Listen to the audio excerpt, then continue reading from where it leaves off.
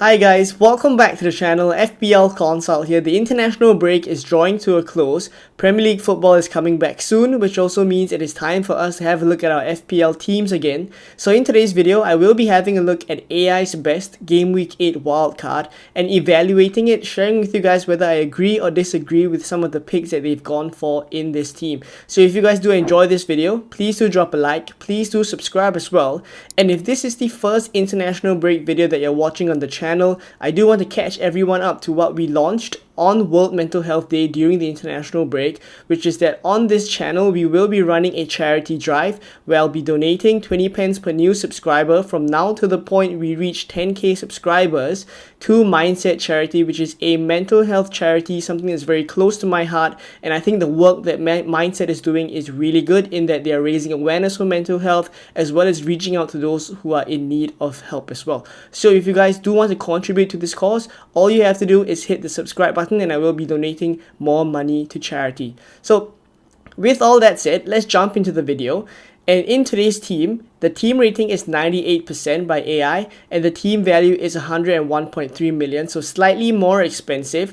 But I think with how price changes has gone this season, it is not too difficult to find yourself in a spot where your team value is quite high, and a lot of people or a lot of players have risen in price of late as well. So we're at 101.3 million. Obviously, if you can't afford some players, you can make changes elsewhere. But at the end of the day, this is just a reference and not a team just to copy and put it into your wildcard teams. So let's go into the picks here. And I think in goal here we have Flecken and Fabianski. So the first thing I'd look at here, where AI has chosen Flecken and Fabianski, I do understand the thinking behind Flecken in that the Brentford fixtures are really good moving forward for quite a long period of time.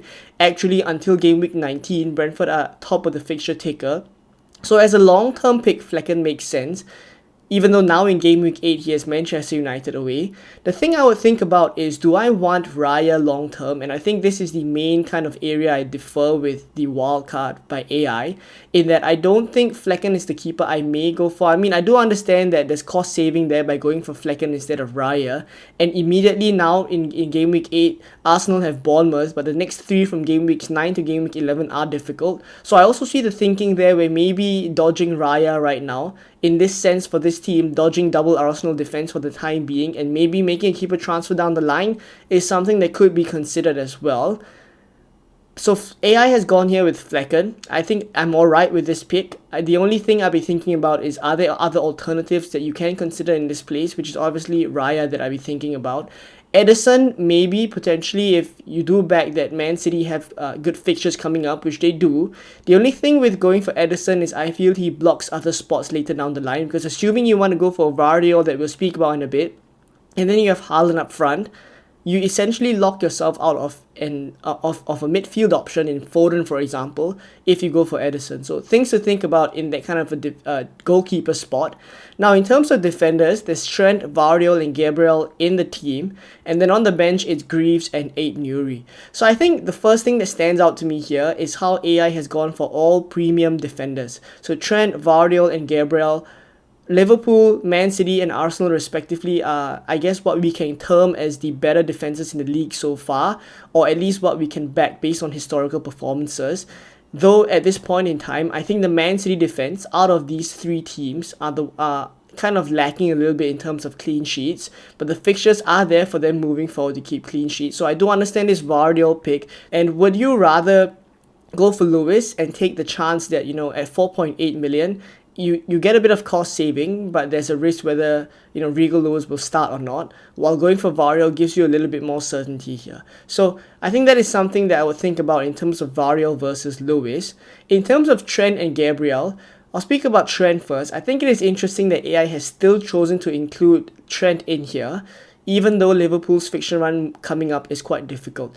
In which case, it makes me also think that given the fact that the data in the past 7 game weeks have backed Liverpool as the best defense in the league so far based on expected goals conceded, maybe moving forward, if they are able to continue to keep up this form, Trent is still an asset that's good to have. I mean, the first 7 game weeks, we've already seen him get 6 returns.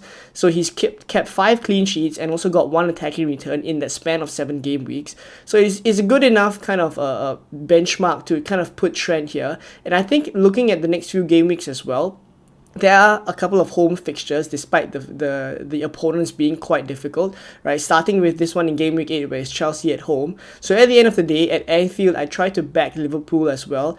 And looking at the way Trent performed in the international break, it's just a reminder as well. The way he whipped in the free kick against Finland, it's just a reminder that Trent has many different routes to points. He does not only rely on clean sheets, there's free kicks, there's corners that he takes that can lead to assists as well. So lots of many different routes to points for Trent, so I like that. The only thing I question is whether by going for him at 7 million, it blocks out other options, and we will talk about that in the midfield section, where going for such an expensive defense here essentially locks you out of going for 2 premium midfielders. So the last player we'll speak about here in the starting 11 is Gabriel, playing for Arsenal. I think moving forward from game weeks at least 12 onwards, you definitely want Gabriel in the team. I think now in game week 8, the concern here is by the time game week 12 comes around, you want to be kind of tripled up on Arsenal.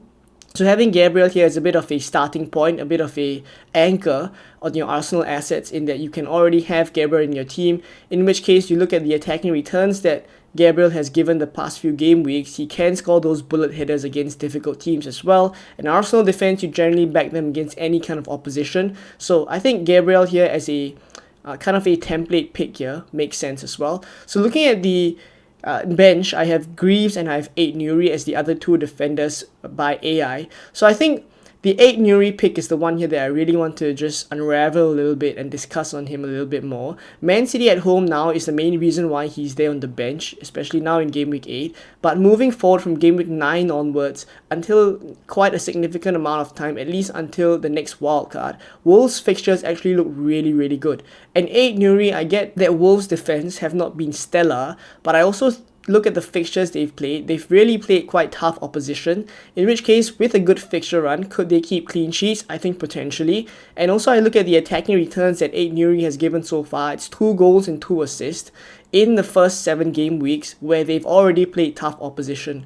So with that being the case, would you back him to score or get an assist against easier opposition? I think I would. So in which case, when you pair that with the potential of getting clean sheets, there's double-digit hauls for him.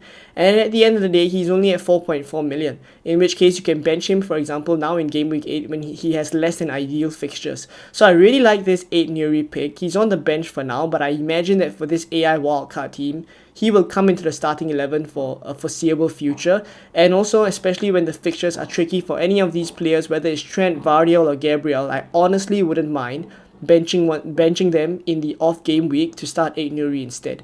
Now, as for Greaves, I would think he is just the bench fodder kind of player at 4.1 million. I think obviously when you're comparing Greaves to someone like Leif Davies, for example, Leif Davies is so much better. In which case, if I do have that extra money in the bank, I don't mind going for Davies instead of Greaves in this spot. The only thing I would say is then you would have quite a number of playable defenders, in which case every other week you have about 4.5 million defenders on the bench. So that would be quite a bit of money on the bench. Maybe I think it caters for a little bit more rotation, but you won't.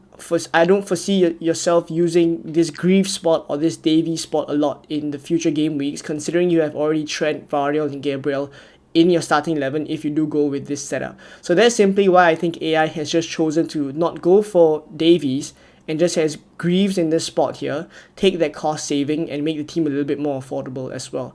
So Greaves on the bench. The last player on the bench we haven't spoken about is Dibbling, but we'll speak about him more in the midfielders section. So for now, in terms of the defense and in terms of the keepers, already quite a number of key decisions that AI has made, in that they've gone for a 4.5 million keeper instead of the premiums like Edison or Raya. And in defense, they've gone for all premiums in the starting 11 and 2 cheaper ones on the bench. So let's have a look now at the midfield. So in midfield is Mbeumo, Johnson, Maddison and Palmer. So we'll get the easy ones out of the way first, in that Mbeumo is pretty much a lock in most teams, I would imagine, and AI has him in the team as well, particularly because Brentford's fixtures moving forward are really good for the long term, but also how talismanic he is and the returns he's gotten in the first few game weeks already. It just makes so much sense. So Mbeumo, I won't spend too much time on him. I want to speak about Palmer first before we go into the Spurs assets. For Cole Palmer, you've seen here that simply because we've gone with so many premium defenders here, like Trent, Varial, and Gabriel, who are all kind of around the 6 million, 7 million bracket, you don't really have that much budget to upgrade someone like, for example, Maddison here in the midfield to Saka, for example, to go for a double premium midfield. All you can really do with the amount of money you have left after going for premium defenders like this draft is to go for Palmer. So the main thing I take away from this AI wildcard in the midfield is that if AI was to come down to choosing one midfielder, one premium midfielder between Saka and Palmer at this point, the choice is Palmer. So I think about it from this perspective as well. I remove AI from this equation for a while, and I think about Saka and Palmer as assets moving forward. Who do I think will do better? I think if I have to choose one as well, I might be backing Palmer as well. Right? I look at the type of profile of players they are. Palmer feels a lot more hungry for goals. I know obviously coming off the Game Week 7 performance where Saka scored a goal and also provided a couple of assists as well, getting 16 points. So that one obviously was his biggest haul of the season so far. So maybe saying this at this point in time may not be ideal. But I honestly do think like over the long haul, I feel like Palmer is more a player that is a goal scorer than a creator. I mean, he definitely can create, but Cole Palmer comes off to me as someone that is hungry to keep scoring. Well, I've said a couple of times as well that Saka comes off to me as someone who doesn't mind being the creator, though he can often pop up with goals now and then, as we saw in Game Week 7. And obviously, both of them being on penalties, both of them being very good for minutes in the Premier League as well. I just do think like if I'm to pick one, Cole Palmer is the one that I would go for. So I'd be keen to know in the comments down below as well, if you go with a structure like this where you only have a choice of one premium midfielder, would you go for Palmer or Saka? Now, I think it's worth mentioning as well, because I'm recording this just after the news has come out, that Saka is currently back with Arsenal. He didn't complete the kind of international games because he had a bit of a hamstring issue. That coming back to kind of do scans with him at Arsenal, and we will hopefully get some news from, I don't think Arteta, because he isn't really helpful during press conferences, but hopefully if we see some team photos, for example, or training photos that Saka is in, we can get confidence that Saka would be good for Game Week 8. But I think in terms of the case where both of them are fit, and I am to choose one, I'd probably still go with Palmer because of the reasons that I've discussed just now. So the next thing I want to speak about is these two kind of Spurs midfielders in the midfield that AI has gone for. So it's Johnson and Maddison here.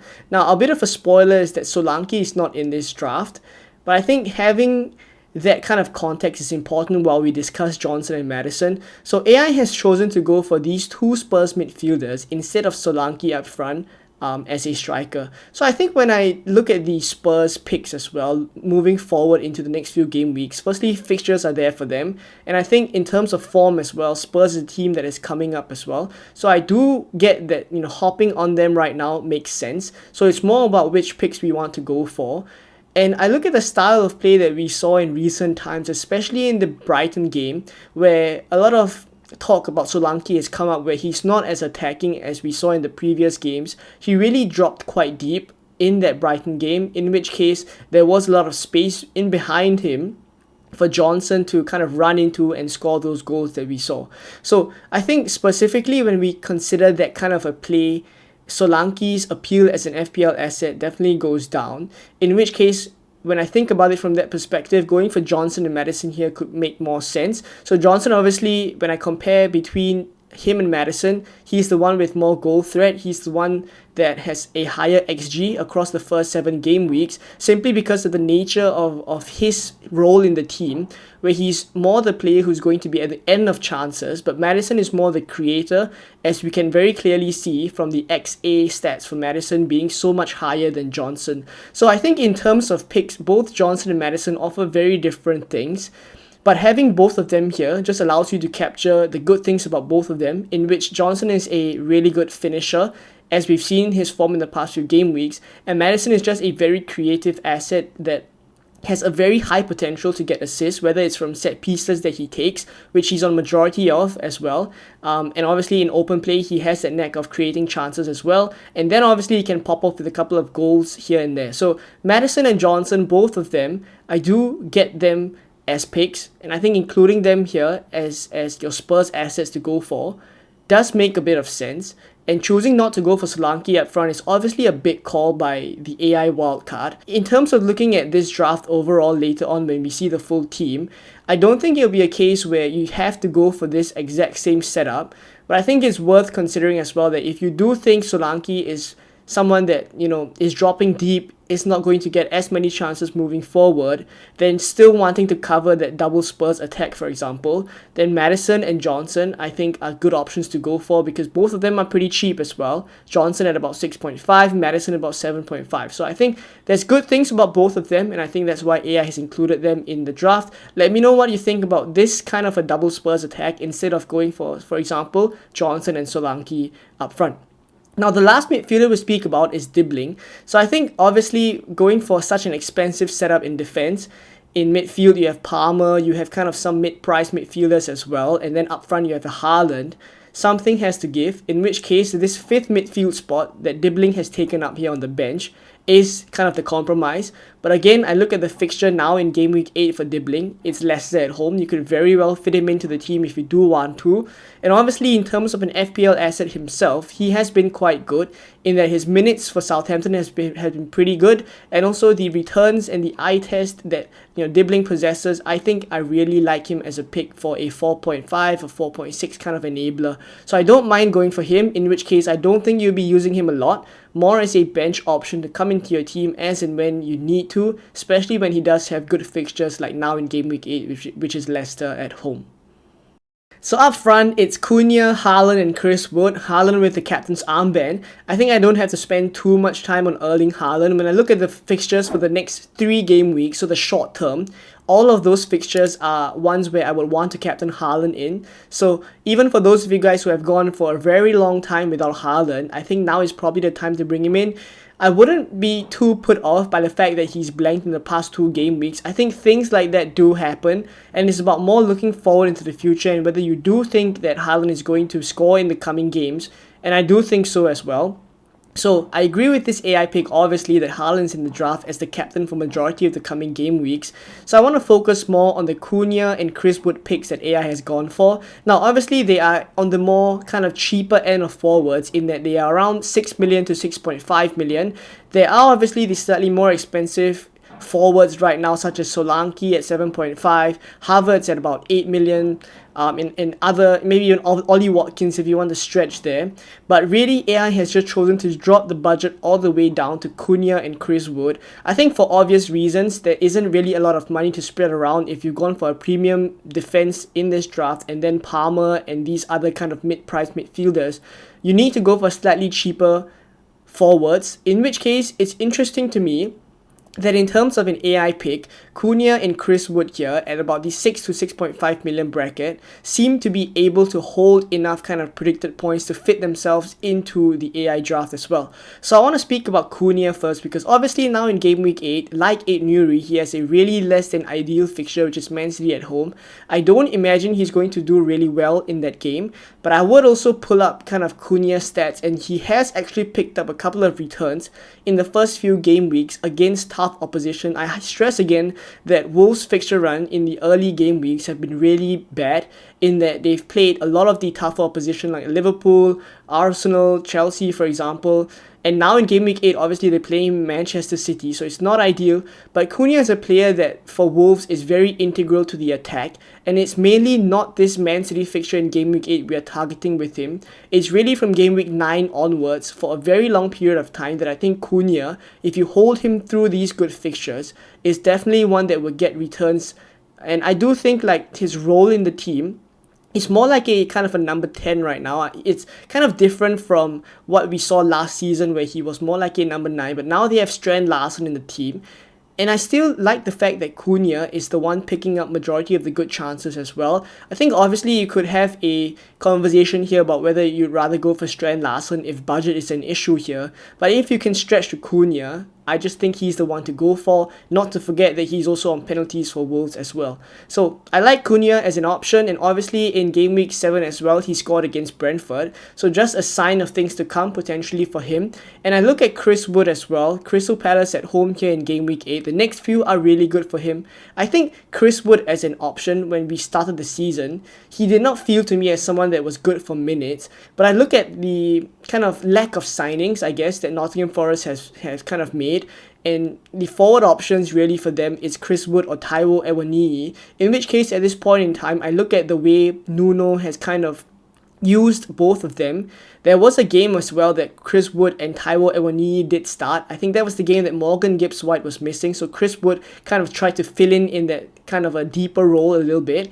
But when push came to shove and Awoniyi was taken out of that squad, Chris Wood then assumed the number 9 spot again after that. So I guess looking at it from this perspective, when both of them were on the pitch, Nuno still chose to take Taiwo Awoniyi out and leave Chris Wood on the pitch as the number 9. So I think for the foreseeable future, I really don't imagine that Chris Wood's minutes would be in any doubt whatsoever. Not that it was on people's minds, but at least I do think like Chris Wood is firstly good for minutes. Then obviously we saw him take a penalty as well in the later part of kind of the earlier game weeks in the season. So firstly, being on penalties, being good for minutes, I look at that and I think Chris Wood is a really good asset to have. He's at 6 million, and Nottingham Forest as an attack has really impressed me of late. I don't think it's just mainly kind of thinking back to the Liverpool game, but I look at after the Liverpool game as well, the way that they've held themselves against slightly tougher opposition, it just feels to me right now that Nottingham Forest are a team that we need to think about in a bit of a different perspective, in that they are no longer kind of the bottom table or kind of lower tier sides. I do think like they're feeling to me as if they are more a mid-table side right now. One that I would give more weight to when I look at the fixture and not just, dismiss them as teams that I don't think they get returns or clean sheets from. My appeal for Nottingham Forest right now has just gone up quite a bit looking at the first 7 game weeks. So I don't think that would change for the foreseeable future. I do like them as a pick, I do like them as a team, and I do like Chris Wood as a pick. So that's with Chris Wood. So I look at the draft overall. It is a 3-4-3 formation. I think a couple of things that I do want to discuss in a kind of a separate section. So for today's video, I will be discussing all the points or things that I've considered looking at this draft, whether I agree or disagree with them. I've compiled them into the next section. So let's have a look. So to organize my thoughts after looking at the AI wildcard draft, I've compiled this graphic here as a couple of things that I considered after I looked at the draft. And I think in general, I want to stress again, when I look at AI wildcard drafts, and for you guys as well, I would advise, it is not a kind of a plug and play situation where you just copy it wholesale and put it into your own FPL teams. I really would just kind of ask questions after looking at the draft and seeing if I can incorporate some of the elements into my own wildcard as well. So not to kind of just copy, but to kind of get different perspectives and think about whether it's worth looking at these kind of perspectives. So the first question I would ask is whether it's worth fading double Arsenal defense for now, just like how AI has done. So we saw in the kind of team just now that AI has chosen to go for Flecken in goal and Gabriel as the only Arsenal defender. So obviously they are fading the double Arsenal defense, and I think there is some consideration to be given to this, because obviously though in game week 8 is Bournemouth, from game week 9 to game week 11 Arsenal go on a very tricky run, and then obviously after that from game week 12 onwards it's a sea of green for Arsenal again. So I think there's a cause to kind of think about whether you can always re-evaluate the Arsenal defense after the tricky run of fixtures and jump on double Arsenal defense later down the line from game week 12 onwards when the fixtures get good. So I think thinking about it in this perspective, obviously it is banking one transfer down the line if eventually you want that. But the upside to that is obviously you have a bit more time to evaluate the Arsenal defense and assess whether you truly want to go for, double Arsenal defense. So that's the first thing that I considered. Now the next thing I looked at is also having a big at the back structure on a game week 8 wildcard, which I think was not something that I thought of right from the get-go, because obviously it blocks the 2 premium midfield option that we spoke about just now. And I also am for the idea that moving forward, I do think a structure like Saka, Palmer in midfield and then Haaland up front could be the way that people are going to move towards from game week 12 onwards, in which case why not just start game week 8 now on a wild card with both Palmer and Saka, and then drop one of the premium midfielders down. So I think in this kind of respect, I may disagree with AI a bit in that I might drop one of the premium midfielders down to a cheaper one, so that I can go for 2 premium midfielders, but I'm interested to know what you guys think as well. And then the next point here is that if you choose one, it's Palmer over Saka. This one I tend to agree with AI as well, that if I had to choose one, for now I lean towards Palmer, but again, it's close. Fixtures for both of them moving forward are also quite tricky, and it obviously starts for Palmer now in game week 8 with Liverpool. Saka at least has Bournemouth now, but from kind of game weeks 9 to 11, we spoke about Arsenal's less than ideal fixture. So if it's to choose one, I'd probably go Palmer. But let me know which one you guys would choose. Now, next up is Johnson and Maddison over Solanke. So this one we discussed in a bit of depth as well just now, where we spoke about the comparison between Johnson and Maddison as FPL assets, and also the role that Solanke is playing where he's dropping a little bit deeper now. Obviously, moving forward, that may change based on the opponents. Ange Postecoglou can always kind of change up the structure and the tactics that he goes for. But in general, I would say that fading Solanke right now and choosing again to go for cheaper forwards, which we'll speak about in a bit in the next point, could be the play, and just go for Johnson and Maddison. So I think it's worth considering, especially that Maddison has so many routes to points as compared to Solanke, who has to score goals pretty much. Or when I look at Solanke as well, he doesn't really mop up as much bonus points, which is one of the main concerns I have for my own team as well, as I'm looking to bring in Solanke soon. Is that something that, pulls me back from going for Solanke? So the next thing is the cheap forwards here that we spoke about in the previous section about Wood and Cunha, providing decent enough value and predicted points, in that they even take Solanke out of the squad and AI chooses to go for Johnson and Maddison instead. So I think in their own rights, Cunha and Chris Wood moving forward are really good options to have, in that the fixtures are there for them. Cunha obviously now in game week 8 has Man City, but after that it gets really good. Chris Wood as an asset, penalties, good for minutes, good for starts as well. I do think like both of them kind of make a good case to have a spot in the team, be good value, and then kind of allow you to spend money elsewhere, such as the midfield or the defense, like this draft has done. Now the last thing I will speak about is Wolves. So I think a lot of people that I've seen in the comments in my past videos have said that I've been a bit too hot on Wolves, but again I want to stress that moving forward, I think the fixtures for them are one of the best, and the fact that Aït-Nouri, for example, who, I mean, you can obviously say that, clean sheets wise is really not looking good for Aït-Nouri, in which case you can, you think like moving forward, the attacking returns is where he'll get majority of his points. I get where that sensing comes from as well. But you look at the games that they've had so far, it's truly tough opposition. And then obviously against Brentford, conceding 5 goals, that was less than ideal. But against easier opposition, and I go back to, again, the kind of performances that I know that they're capable of putting up, especially what we saw against Liverpool, where they really put up quite a stellar defense in that game. I think they are not a relegation side for sure, and they have players capable of putting up good performances, whether it's in attack or defense.